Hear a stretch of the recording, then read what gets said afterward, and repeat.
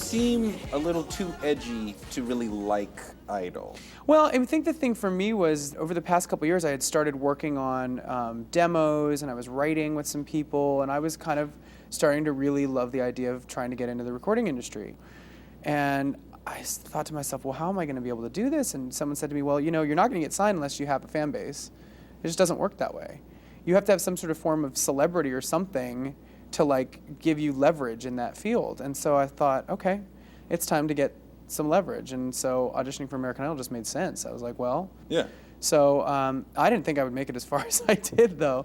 I mean, when they cast me, and I was like, really? You very strategically played the Idol game of what you chose to sing, how you chose to present each moment. One of my assets on Idol is that I really tried to look at the big picture, like an arc. You know, I wanted to create a series of work that was almost like a set list.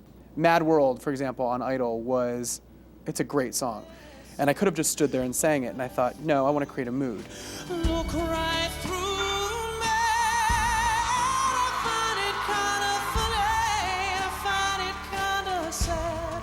The dreams in which I'm dying are the best I've ever had. When the pictures come out of you kissing your ex and that hits the net, what is your emotional reaction? Well, it was scary because that was right as the top 13 was being put into place, and I thought, oh, the timing on this is awful. Now everybody's it's gonna be like Adam, the gay dude, who kisses dudes, and no one's gonna pay attention to what I actually am here to do. So I was upset. I was a little bit nervous about it, and I thought, well, this might be it. This might have ruined my shot. I'm gonna be voted off next week. But you couldn't talk to the media at that point anyway. I talked to the media the one night that we were all voted in the top 13. There was like a party, and there was like huge press junket. And I was asked about it a couple times during that, and I basically just said, yep, that's me. I have nothing to hide. I am who I am, and that was it. I never gave myself a label, but I never denied it. Welcome back. This is it, the finale. It is American Idol. So take me to the final stage of Idol when you're standing there with Chris Allen and there's a big, long theatrical pause. Oh my gosh, I was like, can we get this over with already? Yeah, what are you thinking while you're waiting? They're going to say my name or Chris's name? And I really thought, I knew it was a toss-up. I was like, you know what, it could really go either way. We were roommates, we were friends. I have nothing but so much respect for him. And so we competed the night before, and then the night of the finale, we did all these amazing performances. We got on stage with Queen. And we'll keep on fighting to the end. We are the champions. We are the champions. So what are you thinking, though? Well, you're waiting to hear if you won or if you lost. I was like, I literally, like, can we get this over with? Because this has been a very long couple of months, and I just want to move forward. After the nationwide vote of nearly 100 million, the winner of American Idol 2009 is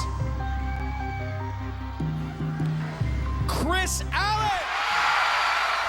You're in this great little group of people who didn't win Idol but became as successful as the winners. It'd be Daughtry, Jennifer Hudson, Clay Aiken, now you.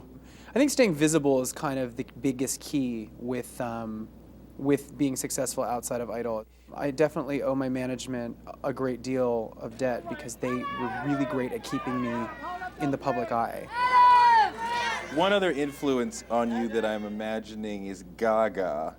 When you're sitting in the seats at the AMAs and you see her up there smashing and fire and her feet on the piano and just going there, and you have to follow her, what are you thinking? Oh, is what I'm thinking. I sat in the audience and I was like, oh God, she's amazing.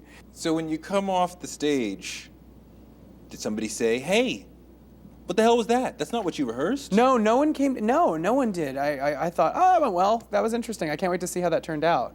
And then my first interview, I walked over and they said, well, do you realize that they're probably going to censor that for the West Coast? And I was like, well, what do you mean? They're like, well, when you grab the guy's head and you put it in your crotch and, you know, you kiss the dude and you grab that girl and you put that girl's head in your crotch. And I said, oh. And it hadn't really dawned on me that it would be something that would be censored. And so when they asked me about it on the spot, I just kind of said, well, that would probably be, you know, sort of a form of discrimination because girls have been doing that for years. And if they do censor it, it's probably because I'm a dude.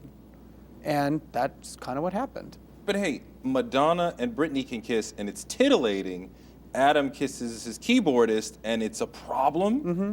What's the real difference there? Well, I don't know I mean, obviously the real difference is that I'm a gay dude, you know what I mean? And I'm not, you know, a woman feigning lesbianism. Right. You know what I mean? It's like, I don't know. I think that it got a little too real for people maybe. Yeah.